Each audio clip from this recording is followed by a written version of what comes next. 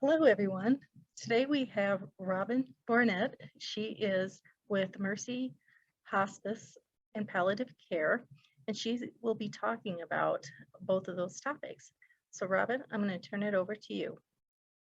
Obviously, we're going to talk about palliative care and hospice today. I am a patient care specialist with Hospice of Mercy, and I've been with Mercy Hospice for 20 years. A little more background on me is I started out after I graduated from college, went to work in intensive care, took a little time off to have 2 boys, and then I started back in long-term care because they would flex to my schedule. And then from there, decided that my best care that could be provided would be through hospice care. So if you want to flip to the next slide, that'd be great. So the objectives, go ahead and click. We're going to discuss how important palliative care and hospice are. Next one. Review the philosophy, services, and function of both of these entities, and discuss similarities and differences between the two. So go ahead and just keep clicking on this slide. So there is a very interesting 15th century folk saying. It says, to cure sometimes, to relieve often, to comfort always. So with that in mind, we need to talk about why this information is important. Patients and families encounter lots of different things. Multiple providers. You've got a doctor that takes care of your heart. Go ahead and click.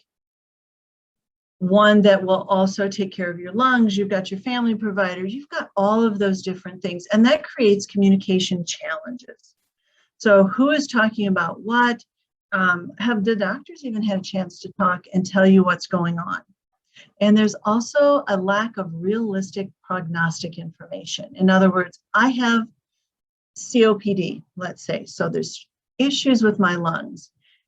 And one doctor is telling me, oh, it's not so bad.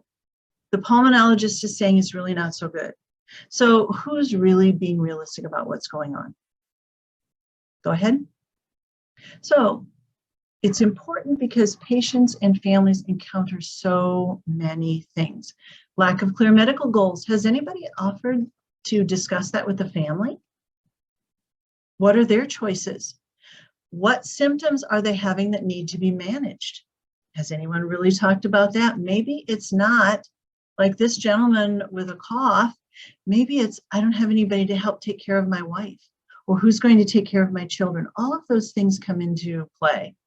And then there's the early discharge from the acute settings. We're taking patients in our care right now that 5 years ago would have stayed in the hospital for another couple of days. So we have people that need much more intense management.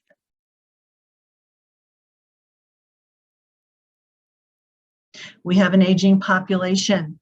The largest group of individuals nearing end of life and needing palliative and hospice care has started to be admitted.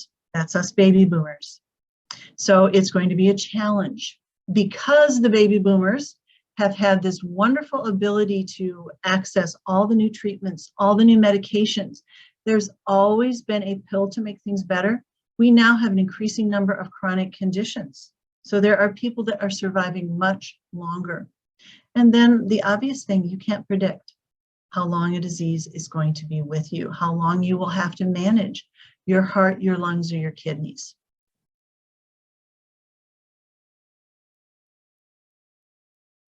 So let's go specifically now to palliative care. It is considered specialized holistic care. This one. It is goal-directed. They don't have a set that says, oh, in palliative care, we need to do this, this, and this. It is based on what the patients and families want. It supports them and the care that they're receiving and providing. So who provides this service? Well, physicians do. Obviously, a doctor that specializes in palliative care. Dr. Tager is the medical director for hospice and palliative care at Mercy. Under him are nurse practitioners, wonderful nurses who can visit in the home or the nursing facility or wherever the patient lives, and they assess how they're doing. So the goal, and we also have a nurse or two in palliative care that manages the phone, does some triage, and gets the information to the nurse practitioner and the physician when they call in. We also have a licensed independent social worker. It's a specific requirement that we have a social worker with those credentials because that allows her to do psychosocial counseling for those folks who need additional help in the mental health area. We have a chaplain that's available. Not only is the individual suffering from a disease and maybe needs some social work help, but there's also the spiritual aspect of our lives, and chaplaincy can help with that area. So who's the benefit? Patients and families. They've got someone that they can call that honestly is going to be able to respond to their questions faster than their family physician or a specialist, because all we deal with is those people and that specific issue. The providers, they've got somebody who is managing things a little bit more tightly, has the ability to spend the additional time, who will make a home visit or do a video visit. Those who are paying for the service. And I know that's a horrible thing in a way to say, but Medicare and various insurances are always looking at how to save money and yet still provide the best care. So the payers will look at this. There is a copay charge for palliative, but it's no different than what you would pay if you were going to the physician's office. So if Medicare says it's $32 when you visit the doctor, that's all you'll pay for the nurse or the nurse practitioner or the social worker, and the options for home visits are fabulous. So when should you get involved? Honestly, at the time of diagnosis. A lot of folks don't like to go to the doctor. So sometimes the diagnosis is, the disease is already fairly well along before they're diagnosed. So it's important then, let's go ahead and get someone involved to help manage those symptoms as the disease progresses. It can occur during treatment. People will be receiving treatment for their cancer. It may be working, or they're not sure if it's really going to do what it's supposed to. Let's get palliative care involved to talk about the what ifs. I use it, an example of Plan B. Right now you're getting wonderful aggressive care. It's working great, but what happens if? Or those people who are in and out of the hospital a lot for lung issues or heart issues, congestive heart failure. The aggressive treatment is working right now, but what happens when it's no longer effective? What do you want done? And a discharge from an acute setting. We have an inpatient palliative team that works specifically with those hospital people. Then we have an outpatient palliative team that takes over once they leave the hospital and does the community visiting. So where do we provide it? I mentioned in the acute setting with the nurse practitioners, the social workers working hand in hand with the hospitalists and the intensivists. In a clinic setting, a physician may say, can you stop over? And this happens more, I'm assuming, in Hall Prine Cancer Center, where we might have the palliative physician and a nurse practitioner or a nurse meet with the patient and talk about goals. And in a home setting. And that home can be any place. It could be your house, it could be an apartment, an assisted living, it could be a nursing home. We had a gentleman who lived in his car for a while. He didn't want to come into the hospice house. He wanted to be as mobile as he could. And so when the time came, he came to the house, but he was visited in his car. So why use it? Patients feel comfortable knowing there's an additional set of eyes and ears that can help them manage their disease. They don't really want to go back to the hospital. Hospitals are great places to visit, but unfortunately, you're exposed to a lot of other things than what you've come in for. So patients find it wonderful. Providers like it.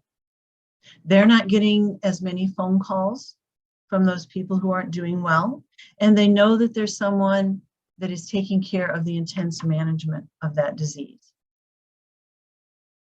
It also helps with transition. Chronic diseases eventually will progress to the point where it will be end-of-life care. When the palliative team has worked with them and they've talked about their goals of care and what their objectives are and the disease progression, people are more comfortable when it's time to say, I can't go back to the hospital because it's not going to help me. And this is what I've decided I want to do. It just makes things much better. So now that we've talked about palliative care, so palliative care manages symptoms. Hospice also manages symptoms, but it's specific to specialized end-of-life care. It's comprehensive, holistic, and compassionate. So it's not, again, it's not just the disease, there's a whole person there. So we look at the medical, psychosocial, and spiritual aspects of care. It is goal-directed. I, as a nurse, would always have in the back of my mind, if you would just take the pill, or if you would just do this or that, I know it would be easier. But it is not my goal. It is not something that I should be directing the patient to do. It is what they want to do. So we take that into consideration when we develop the plan of care and all of our interventions. So we are supportive care to the patients and families. Again, like I mentioned, it is not what we would like to see done. It's what they would like to see done, and how can we support them? Does that mean that the social worker visits? Does it mean that the chaplain contacts their faith community? It's an interdisciplinary team, a very large one, honestly. You have the medical director, you have nurse practitioners, you have what's called a core team. They do the next one. I might be getting a little ahead of myself. There we go. Next slide. There we go. Physician, doctors again, nurse practitioners, nurses, social worker. Now, our social workers don't have to be licensed independent. They just need to have a social work degree. The social workers work on the psychosocial aspect. How can we help families feel supported? Is there a need for services that hospice isn't able to provide? We don't provide 24-hour in-home care. We're available by phone 24 hours a day, 7 days a week. But we don't have staff that can just stay with the patient. So the social workers know all sorts of resources. And that's a huge asset. They can just spend time with family. They can stay with the patient for an hour while the family member goes out and goes for a walk, gets their hair cut, has coffee, takes a nap. So there's some time there for the caregiver to take care of themselves. Chaplains provide spiritual support. We are a Catholic organization, but we support all faiths. So we have a Catholic chaplain, Presbyterian, Baptist, Methodist, and then we work very well with all of the other faith communities in the Cedar Rapids and surrounding area. There are ancillary services, and by that I mean massage therapy and music therapy. We also have home health aides. They're certified nursing assistants. We have massage and music, PT, OT, and speech if we need those. Next one. And we have lovely volunteers, lest I don't mean to forget them or place them last. So patients and families benefit a lot from our services. Volunteers are just starting to come back post-COVID. And so we are working on getting them reacclimated to all of the in-services and that they need to be caught up on. And they can, right now, they're still running errands, dropping off medications, and just making sure with phone calls that families are feeling comfortable and have the support that they need. The providers, we care conference every patient twice a month, so it's every other week. Providers get a written update. They can access all of our information in Epic, so they have what they need to see how things are going. So they're updated, they know what's available. A lot of providers choose to have our nurse practitioners follow for care. And most of that is associated with the medications that we prescribe. They are not as comfortable using those narcotics and other drugs as we are because of the dosing. And there's also their governing body that monitors how much narcotic and such that physicians provide. If you are a hospice provider, they understand that they don't monitor as closely. Does that make sense? Okay. The payers. When an individual joins hospice, hospice is paid a set fee from Medicare, Medicaid, and insurances to provide all of our care. So the nurse, the social worker, and chaplain, which is the core team, the home health aide, massage and music therapy, all of that. And we cover medications for symptom management and medical equipment. All of that is covered by whatever we're paid. So Medicare benefits from that. So do the insurances and Medicaid. And then what hospice does not cover, they continue to cover. But obviously it's going to be less financially for those providers. So when do we get involved? The Medicare benefit says if the disease progresses at the expected rate, prognosis is 6 months or less.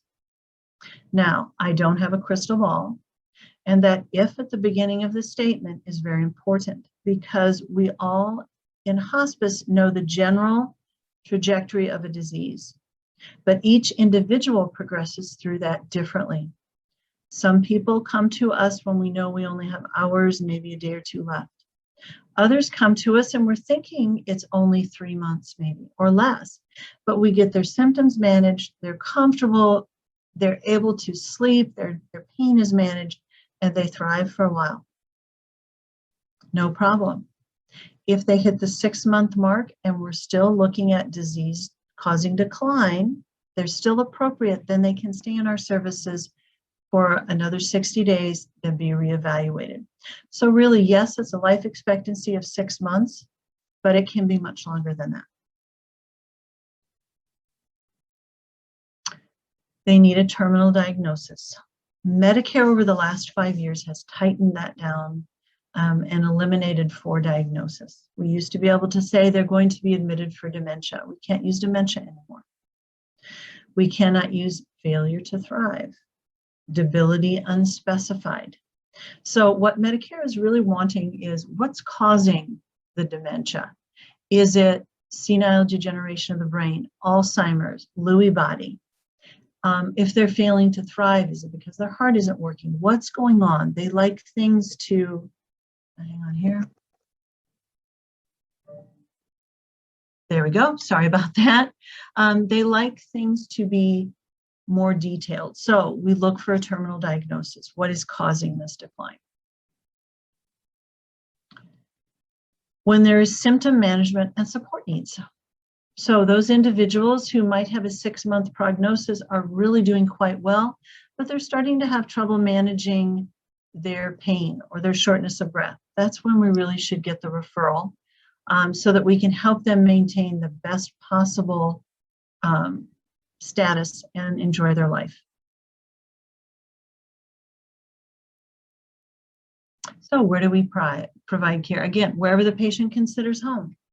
All of those places that I mentioned that palliative care provides home care in, so does hospice. In their house. And homes can vary. We can walk in where we're on marble and it's wonderful, or we can walk in and we take what we need. We don't take our bag because there might be things that could come home with us. With COVID, we wear masks at all times. They just lightened up the restrictions. We no longer have to wear the goggles or the face shield, and we no longer have to gown or use our gloves unless we are entering a home or a facility that has a COVID positive patient. Then we go through all of the infection control. Nursing facilities, some of them are still requiring us to prove that we have been tested. That just changed Tuesday. Yes, Tuesday. Lynn County numbers were down. So nursing facilities now have decided that we don't have to be tested. We'll see if that changes or it depends. An apartment complex, again, just about any place. So why should we use hospice care? It is a way for patients and families to be comfortable, to receive the support that they really honestly need. We don't dwell on the fact the individual is approaching end of life. We dwell on the positive aspects of things. Look at the good day you've had. Look at your family is coming to visit. We had a gentleman who wanted to go to the Boundary Waters one more time with his sons for a fishing trip. And we worked with them and we made it happen. The memories that were created were worth all the worries that we had on how things would run. Providers, again, they know someone with expertise is providing services and keeping them updated. The transition from this life to the next. No one can come back and tell us what it's like. So our goal is to help individuals come to terms with maybe a family issue that's been going on for a while. Maybe they're afraid of how the dying process will occur. Maybe they don't know what lies ahead. So the team works to make sure that the transition from this life to the next goes as smoothly as it possibly can. So what are the similarities between the two services? It is a team focus on the whole person. Patient and family directed model of care. It is medical co-management with a primary provider. They're not pushed out of the picture at all. We encourage them to remain as involved as they wish to. It's focused on continuity of care. Transition from aggressive care to palliative to hospice care, and it involves all of those different aspects. Quality of life and decreased suffering are the center of the care. If their quality of life is to have pain at a 2 out of 10, that is their quality. If they'd rather sleep, that is their quality. So what are our differences? The team is definitely different. The physician is involved in both, nurse practitioners, nurses, social workers, chaplains. Now, we also have a pharmacist. Pharmacy-wise, we use medications for things they aren't normally prescribed for. Someone who has nerve pain as a result of chemotherapy, we will give them an antidepressant, or something that works for seizures because it alters the nerve's sensation for managing the neuropathy, that burning pain. We have bereavement. Now, most folks look at bereavement as something that happens after the patient passes. But if you think about it, our patients grieve, so do our families, so do children and grandchildren. Our patients don't have Christmas. They don't have Thanksgiving. They may not have Labor Day. They may not have tomorrow. The younger the patient is, they might have young children. They're not going to be here for their first day of school, graduation. They won't be here for the wedding. There's a lot of different things that they won't see. So they're grieving also.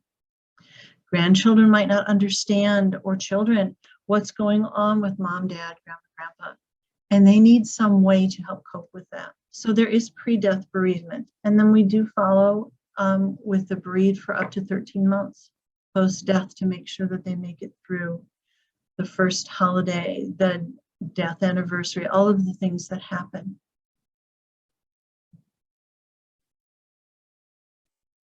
We have, I mentioned the home health aides, massage, music, and pet therapy. Pet therapy is not back in practice yet, but massage and music. Our massage therapists have competencied our home health aides on how to give a hand massage, and they will teach families. We look at it as if someone can have their anxiety decreased by massaging their hands, or their pain distracted from that, wouldn't that be much better than giving a medication if we don't have to? The same with music therapy. If having the music therapist visit, like the massage therapist, and give them something to focus on that's different than focusing on the discomfort or the anxiety. The music therapist plays and sings whatever songs they enjoy. We've had her burn a disc that they can pop into a CD player and listen to help with the relaxation. Volunteers, I've mentioned them. We could not manage to do what we do without them. They're wonderful folks, do a lot of good things. We have a dietitian that is available to help with concerns over appetite and what I can and can't eat and what used to taste good and what tastes good now. Now, I mentioned physical, occupational, and speech therapy. If you're looking at physical therapy, that individual who went to the Boundary Waters, we needed to have a therapist come in and teach the sons how to transfer him. We gave him some exercises to try and maintain or even build a little bit of strength so he was able to go on that fishing trip. So if one of our patients has a goal to go to a baseball game and we're concerned about how that's going to happen, we'll bring in physical therapy to see what we can do. Occupational therapy becomes involved when we are looking at how can we keep them comfortable. Usually if someone's sitting and they're up a while, how can we keep them from having pain while sitting, or how can we keep them comfortable while they're laying in bed? They do those kinds of things. Speech therapy is involved with communication for our folks that have MS, ALS, or maybe they've had some cancer in the head and neck area and are no longer able to talk. Speech therapy will work with our dietitian if someone wants to eat and we're concerned about aspiration. So the difference is palliative care works with any age, any stage of illness or the seriousness or chronic. Hospice, it must be a terminal prognosis with a life expectancy of approximately 6 months. Services are provided by palliative care in conjunction with aggressive treatment. When we become involved, the aggressive treatment is finished. Now, that does not mean that we take away all the medications and say this is all you can take and you get to sleep for the entire time. No. We look at the medications an individual is taking and then we start saying, do you really need the medication for your cholesterol at this point in time? Not really. And that medication can make it hard on your liver. So if you're willing, we'll stop it. Vitamins and things like that we look at. If someone's blood pressure is low and they're on 3 drugs for blood pressure, we're going to look at discontinuing or decreasing those doses to try and maintain more of a normal blood pressure. Services are available wherever the patient is at with palliative care. Hospice is in a home situation, whatever that happens to be for the individual. Palliative care is helping transition to hospice care with disease progression as it's appropriate and to promote continuity. They're leaving the hospital, let's get them back to home. If they have to go back to the hospital, the inpatient team would be involved also. Hospice includes all of those services, team, medications, equipment. It's about hospice and palliative care for caregivers. Okay, what was the question again? Oh, okay. All right. It's Reimbursement for services. With palliative care, it's only the nurse practitioner, the physician, and the licensed independent social worker.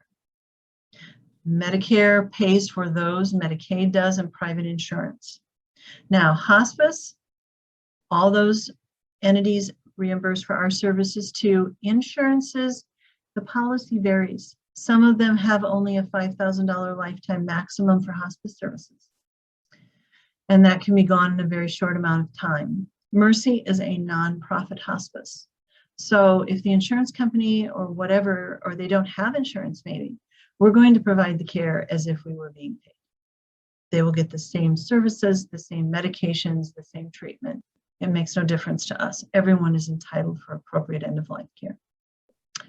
The statement from Cicely Saunders that says, you matter because you are you matter to the end of your life, and we in hospice will do all we can, not only to help you die peacefully, but to live until you die. So what questions do you have for me? How often can you use hospice? For example, let's say you have a terminal disease and you got an organ transplant or something like that that prolongs your life. Okay, so if you're, in order to be on hospice, you've been taken off the transplant list, because the medications that they give to keep organs running until a transplant's available, Medicare, Medicaid, and the insurance companies would consider aggressive. But let's look at the little individual who has dementia. And we come in for management of those symptoms. They're not eating, they're losing weight, they're needing increasing assistance in their cares. We get involved, we get their medications managed, and they start to thrive. So we end up having to discharge. That individual can come back on service as soon as we find a decline that's taken place. So let's say we discharge on May 1st. They do well, all of a sudden they have a heart attack. They go to the hospital. We're contacted because it was a large heart attack, and with the Alzheimer's disease, the dementia, they're not going to pursue an aggressive treatment. We readmit them. Now, the Medicare benefit is divided into what they call benefit periods. The first 2 benefit periods are 3 months and 3 months, which accounts for your 6-month time frame. If someone discharges in the first benefit period, they come back in the second without having to be seen by a nurse practitioner prior to it. If they've been in for 6 months, they get to come back to us, but I'll have a nurse practitioner make a visit to the hospital or to their home within 24 hours. And we'll have already admitted, but I have that grace period in an emergency situation. If it's a referral because the dementia is worse in 30 days, then I'll get the nurse practitioner out either the day of or a day before we re-sign consent. So you can be in hospice, graduate, as we say, and come back to us. We had a little lady with senile degeneration of the brain that ended up in our care, discharged 4 times. And on the 5th time, in benefit period 17, she did pass. And this was over a period of 4 years. So it just depends on the individual. What other questions? All right, if there's no other questions, I thank you, Robin, for being here. You're and welcome. also everybody who attended and watching this. Thank you for your time. And if you do have any questions, feel free to shoot them to the Family Caregiver Center and we can route them to Robin if necessary. So thank you so much. Thank you so much. Have a great day.